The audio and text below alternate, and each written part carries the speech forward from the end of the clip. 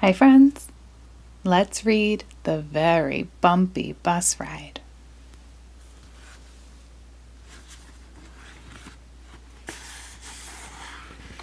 The Rumbletown bus stopped at number 1 Bumble Street.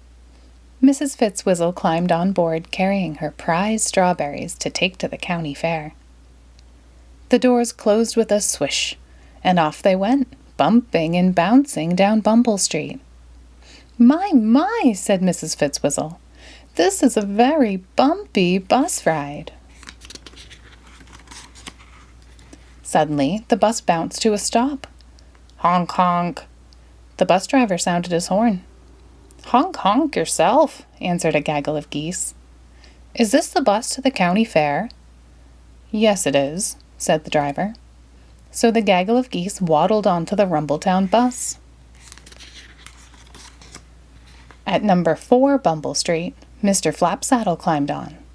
He was carrying 2 bottles of fresh cream to take to the fair. Good morning, Mr. Flapsaddle said to a goose nearby. Honk, honk, the goose answered. Then the bus started with a jerk, and off they went, bumping and bouncing down Bumble Street. My goodness, cried Mr. Flapsaddle. This is a very bumpy, noisy bus ride.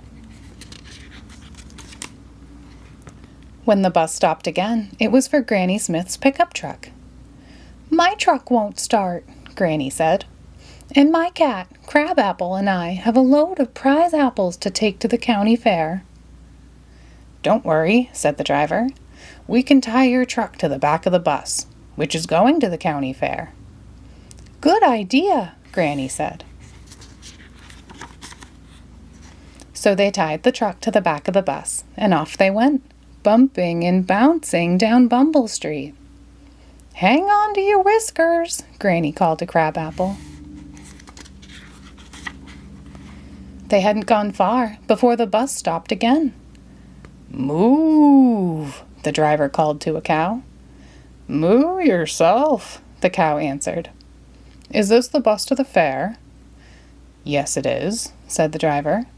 So the cow climbed on board.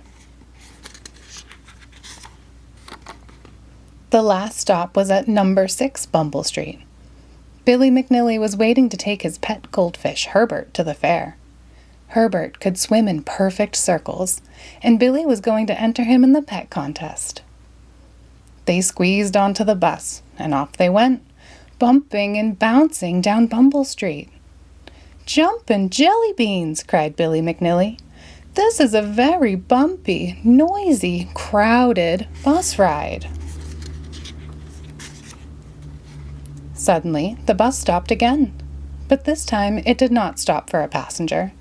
It did not stop for a gaggle of geese, a cow, or a broken-down pickup truck. It stopped for a hill, a big, steep hill. Everyone out, the bus driver called. We can't make it up this hill. But how will we get to the fair? Granny asked. I'll pull, said the cow. We'll push, the other said. And we'll honk and let everyone know we're coming, said the geese. So they huffed and puffed and pushed and pulled and honked and mooed until finally the Rumbletown bus was on top of the Bumble Street hill. And there was the county fair at the bottom. Hooray! Everyone cheered. But before they could get back on the bus, it started rolling down the hill all by itself. My bus, cried the driver. My strawberries, cried Mrs. Fitzwizzle. My cream, cried Mr. Flapsaddle. My apples, cried Granny Smith. Herbert, cried Billy McNilly.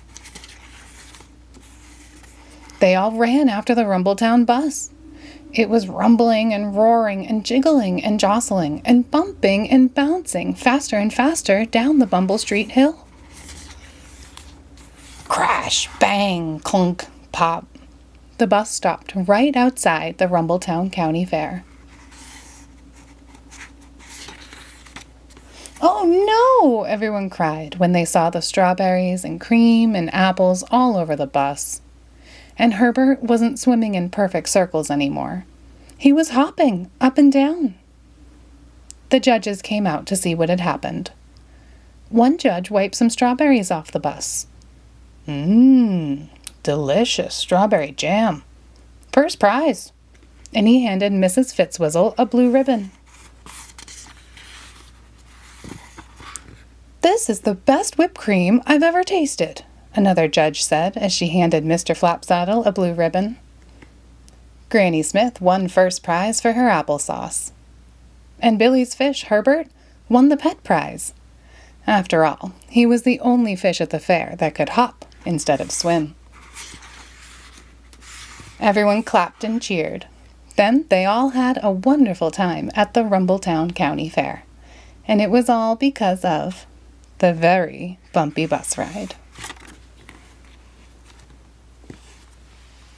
Thanks for reading The Very Bumpy Bus Ride with us.